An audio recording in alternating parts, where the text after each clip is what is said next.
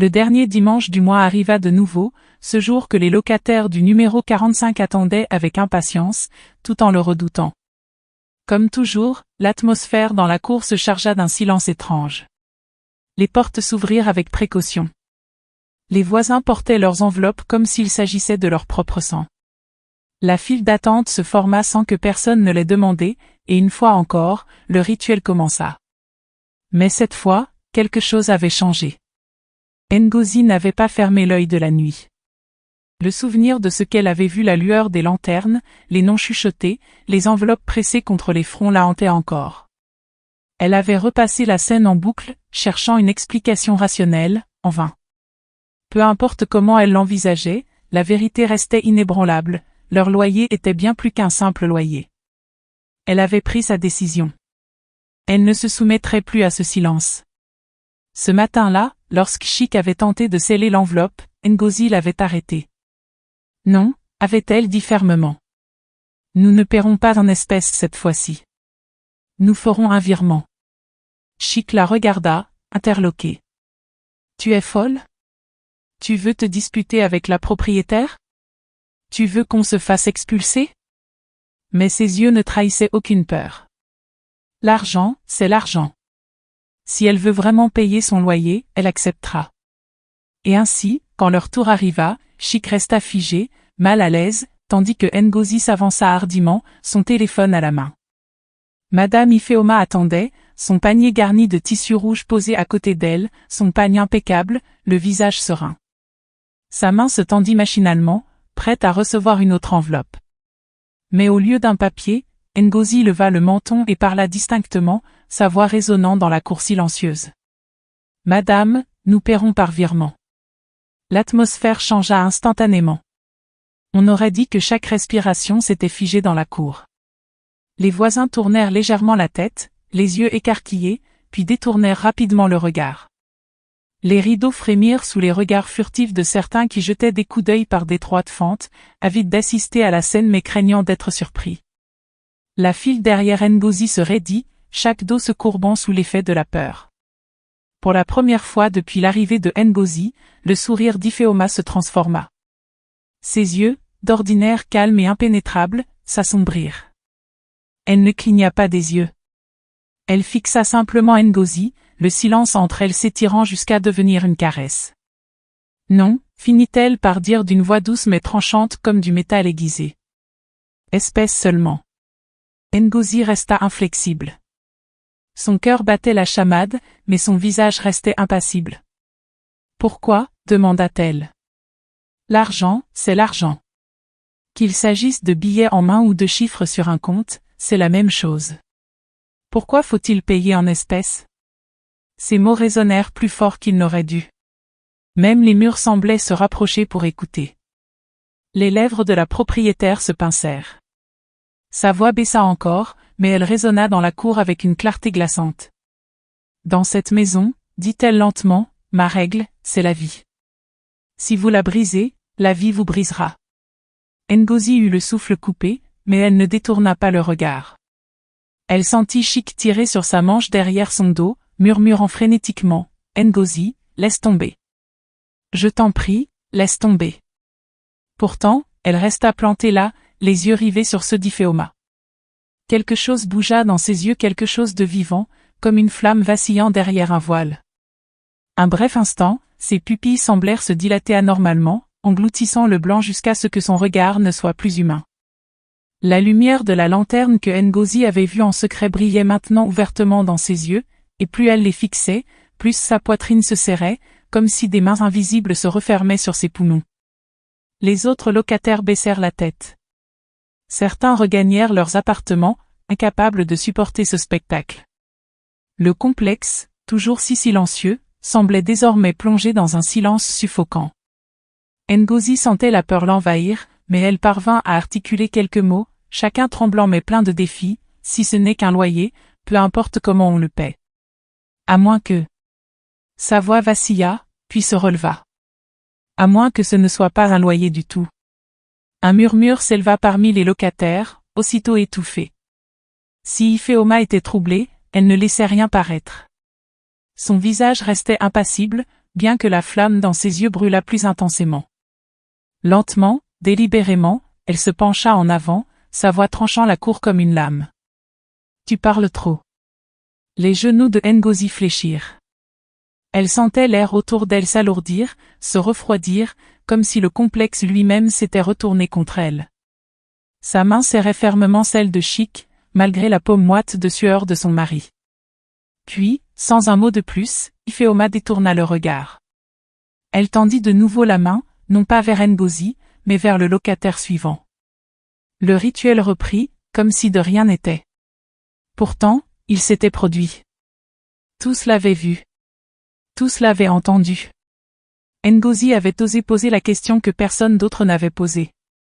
Et en retour, elle avait reçu un avertissement, non pas d'une propriétaire, mais d'une force plus profonde, plus obscure, qui s'exprimait non seulement par des mots, mais aussi par une puissance inouïe. As she walked back into her flat, her heart still trembling, she knew her life in number 45 would never again be the same. For in challenging the rule, she had not only questioned Ifeoma, she had awakened her wrath. And the house itself had heard. The warning did not take long to arrive. That night, after the confrontation, the air in the compound grew heavier than usual. The neighbor who had once offered polite greeting now avoided Ngozi altogether. Doors that would creak open to exchange casual words now shut fast at her approach. Even Chic grew quiet, his face lined with worry, his eyes darting from her to the door at expecting something to happen at any moment. Ngozi tried to steady her heart, but unease quelled within her chest. She had spoken, yes, but she could not shake the fire in Ifeoma's eyes, nor the weight of her word. Her boldness in the courtyard now felt like a fragile shell cracking around her. When the sun set, the silence deepened. That night, Ngozi lay beside her husband, staring into the dark. The small fan in the corner hummed faintly, the only sound in the room. Chic's breathing soon became heavy with sleep, but Ngozi's eyes refused to close. Something pressed against her spirit, something unseen but powerful, lurking just beyond the edge of sight. And then, as the hour crept toward midnight, the attack began.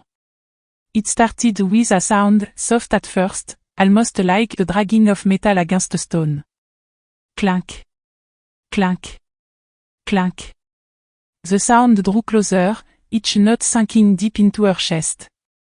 She tried to move, to rise, to shake Chic awake, but her body refused her. Awake pressed her into the mat, holding her still a tug invisible and pinned her down. The sound grew louder. Chant. Heavy, rusted chant, dragging across the floor tug she saw nothing in the darkness. Her breath quickened, her throat tightening a fear spread through her body. Then the voices came.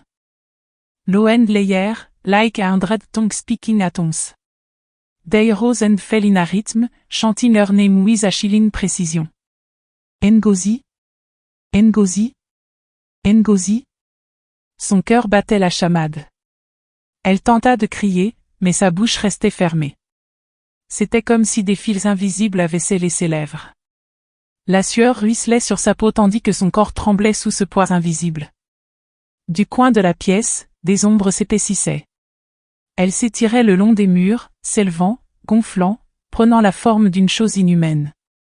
L'ombre se mouvait sans forme, sans visage, et pourtant elle se penchait vers elle avec une présence plus suffocante que n'importe quel corps de chair. Les chaînes, invisibles mais bien réelles, s'enroulèrent autour de ses poignets, de ses chevilles, de sa taille.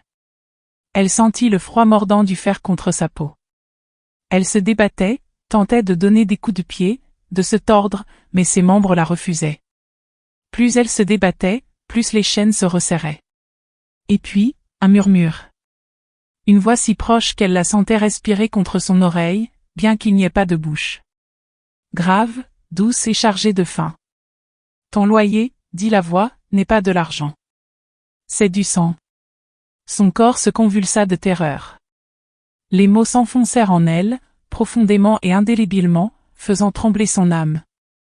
Les chaînes se resserrèrent, son corps se cambrant contre le matelas tandis que l'ombre sans visage planait au-dessus d'elle. Elle ne pouvait ni crier ni respirer. Elle ne pouvait que subir. Au moment où elle crut que les chaînes allaient lui broyer les os des bras, elle laissa échapper un cri silencieux dans son fort intérieur, une explosion de désespoir, un appel à la libération. Et soudain, tout s'arrêta. Le poids se releva. Le silence retomba dans la pièce. Le ronronnement du ventilateur reprit, les ombres se rétractèrent dans les recoins ordinaires. Son corps était de nouveau libre. Ngozi se redressa d'un bond, haletante, la poitrine soulevée par l'air qui emplissait ses poumons. À côté d'elle, Chic dormait toujours, indemne, serein, comme si de rien n'était. Mais ses poignets révélaient la vérité.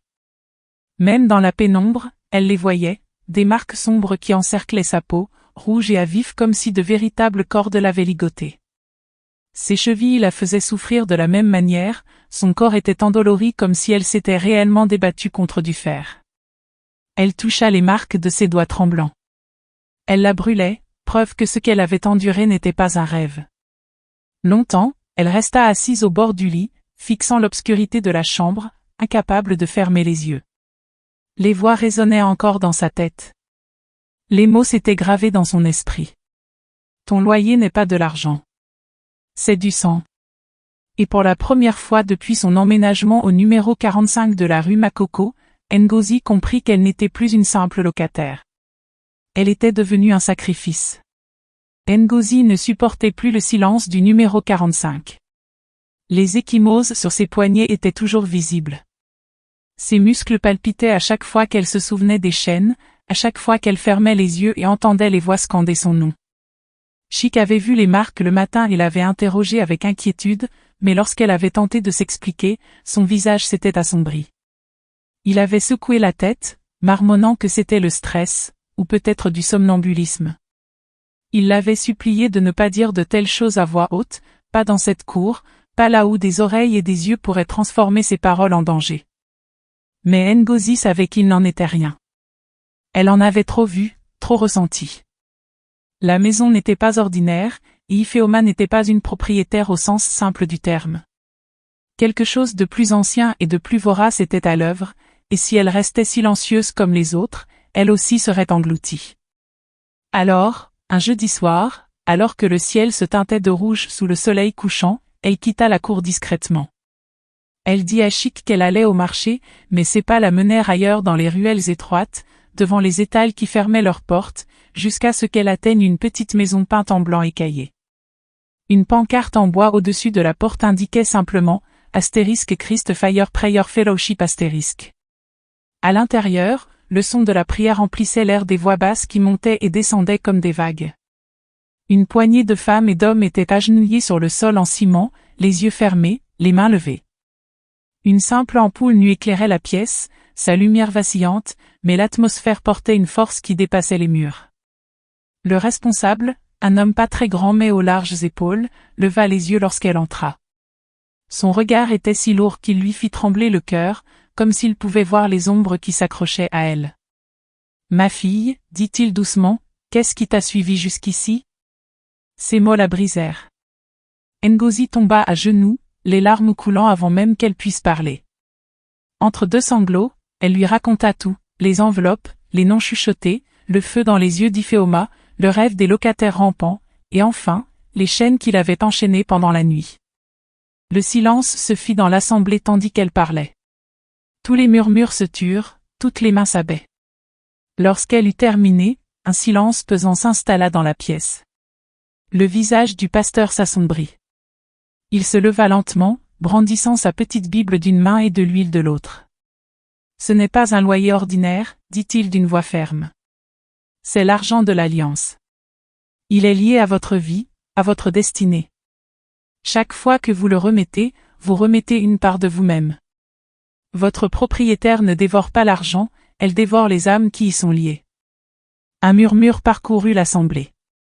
Une femme secoua la tête, murmurant « sacrifice de sang » entre ses dents. Une autre se couvrit la bouche, comme si la vérité était trop lourde à porter. Le pasteur s'approcha de Ngozi. « Écoutez-moi. Aucune alliance n'est inviolable. Si une vie a été scellée par un sacrifice plus grand encore doit être accompli. Il leva la bouteille d'huile, dont le liquide doré reflétait la faible lumière. « Apportez l'argent, ordonna-t-il. Ngozi fouilla dans son pagne et sortit les billets qu'elle avait mis de côté pour le loyer. Ses mains tremblaient en les tendant, l'argent, qui lui avait toujours paru lourd, lui brûlait la peau. Le pasteur déposa l'argent sur l'autel, une simple table en bois marquée par des années d'usage. Il y versa l'huile, d'épaisses gouttes imbibant les billets. L'assemblée se rassembla, leurs voix s'élevant en prière. « Que toute alliance de sang soit brisée », tonna le pasteur. « Brisée », scandèrent les gens en chœur. « Dispersez toutes les chaînes du sacrifice. Dispersez ». Les voix s'élevèrent, emplissant la petite pièce, un ouragan sonore déchirant l'obscurité. Le pasteur frappa la table de la paume, secouant l'argent comme pour briser des liens invisibles. Sa voix devint féroce, ses yeux flamboyants, tandis qu'il criait « Cette maison ne vous dévorera pas. Cette maison ne boira pas votre sang. Au nom du Seigneur, votre famille est libre. » Ngozi sentit quelque chose se déplacer dans sa poitrine, une lourdeur se dissipant comme un défait. Les larmes coulèrent librement, sa voix se mêlant aux prières tandis qu'une force insoupçonnée jaillissait d'elle. Enfin, le pasteur leva les billets luisants d'huile. « Cet argent ne leur appartient plus, déclara-t-il. Il est sanctifié. Il ne porte d'autre sang que celui de la liberté. À votre retour, vous verrez. L'alliance est rompue. » La communauté entonna un chant, les voix vibrant d'espoir. Ngozi tremblait, le corps faible mais l'esprit empli d'espoir. Pour la première fois depuis son arrivée au numéro 45, elle sentit une lueur d'espoir dissiper le poids de sa peur. Mais même dans son soulagement, une question persistait, telle une ombre au bord de la flamme. Si l'alliance était rompue ce soir, comment Ifeoma réagirait-elle au prochain jour du loyer? La nuit suivant le retour de Ngozi de la réunion de prière, l'atmosphère de la cour était étrange.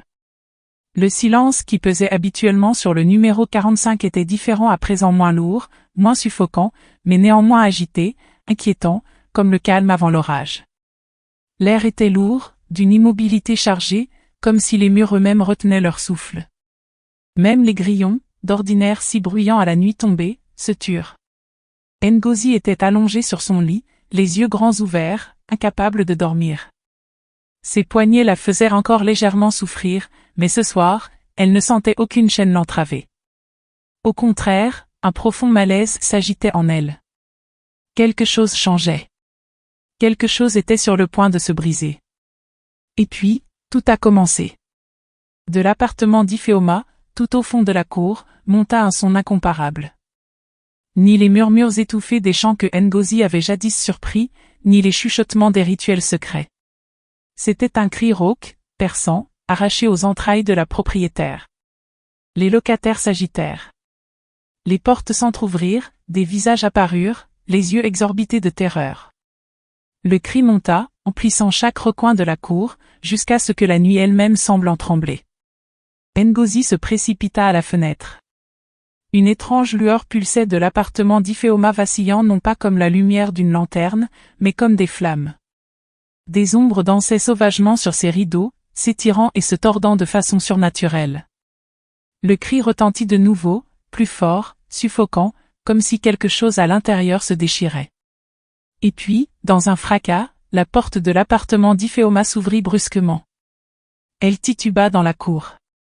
Son pagne, trempé de sueur, collait à son corps. Ses yeux étaient grands ouverts, flamboyants, mais absents, comme ceux d'une femme prise entre deux mondes. Derrière elle, la lueur s'intensifiait, des flammes léchant les murs sans qu'aucune fumée ne s'en échappe. Ce n'était pas un feu qui brûlait du bois, c'était un feu qui brûlait les âmes. Les locataires haltèrent, se recroquevillant dans l'ombre, mais personne n'osa fuir. Ils étaient condamnés à assister à ce qui se déroulait. La voix d'Ifeoma déchira la nuit, rauque mais tonitruante, portée par une force qui la dépassait. Chaque enveloppe, chaque pièce, chaque billet, était un pacte. Les mots résonnèrent contre les murs de l'enceinte. Ses mains tremblaient violemment tandis qu'elle les levait vers les locataires. À chaque fois que vous payez, vous ne payez ni pour un toit ni pour un abri, vous signez de votre propre vie. Vos biens, votre labeur, les rires de vos enfants. Sa voix se brisa, se muant en un cri strident. Tout cela, englouti pour nourrir le sanctuaire. Elle tituba, la main sur la poitrine, tandis que le feu invisible derrière elle rugissait de plus belle. Votre santé, vos rêves, votre souffle même est devenu mien. J'ai mangé de vos mains, et vous ne le saviez pas. Les locataires gémissaient, se plaquant contre les murs, le visage blême d'horreur. Des mères serraient leurs enfants contre elles, des hommes baissaient la tête de honte, certains se bouchant les oreilles comme pour se protéger de ses paroles. Mais elle ne s'arrêta pas. Son corps tremblait comme traversé par la foudre. Ses yeux se révulsèrent et sa voix devint un grognement guttural, qui n'était plus tout à fait la sienne. Le sanctuaire brûle. Le pacte est rompu. Qui a osé y toucher? Son regard balaya frénétiquement les visages dans l'ombre. Un instant, ses yeux se posèrent sur la fenêtre de Ngozi, et un sourire tordu effleura ses lèvres mi-haine, mi-admiration. « Toi » murmura-t-elle, mais sa voix résonna dans toute la cour. « Tu as défait ce que j'avais lié. Tu as dispersé ce que j'avais rassemblé. » Soudain, elle fut prise de convulsions. Son corps se cambra en arrière de façon anormale, sa bouche s'ouvrant dans un cri inhumain, un hurlement composé de centaines de voix hurlant à travers elle.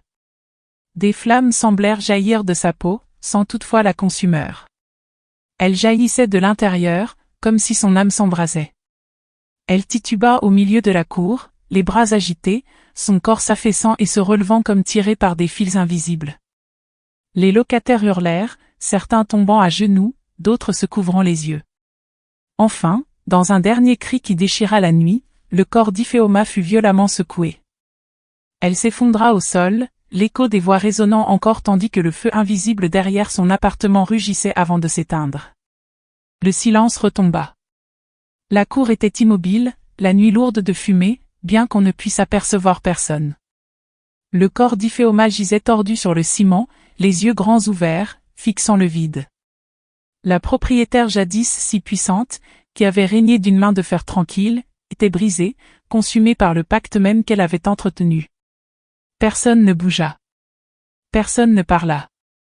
Ils ne firent que regarder, tremblants, tandis que la vérité retombait sur eux comme de la cendre. La maison qui leur avait promis un abri s'était nourrie de leur vie, et sa maîtresse avait finalement été dévorée par les flammes de son propre sanctuaire. Dans le silence qui suivit, tous les regards se tournèrent non pas vers le corps d'Iphéoma, mais vers la fenêtre de Ngozi. À l'aube, le numéro 45 de la rue Makoko n'était plus le même. L'immeuble, jadis d'une tranquillité étrange, était désormais plongé dans la panique. Les locataires se précipitaient hors de leur chambre, les bras chargés de sacs bouclés à la hâte. Des mères angoissées traînaient leurs enfants, encore à moitié endormis.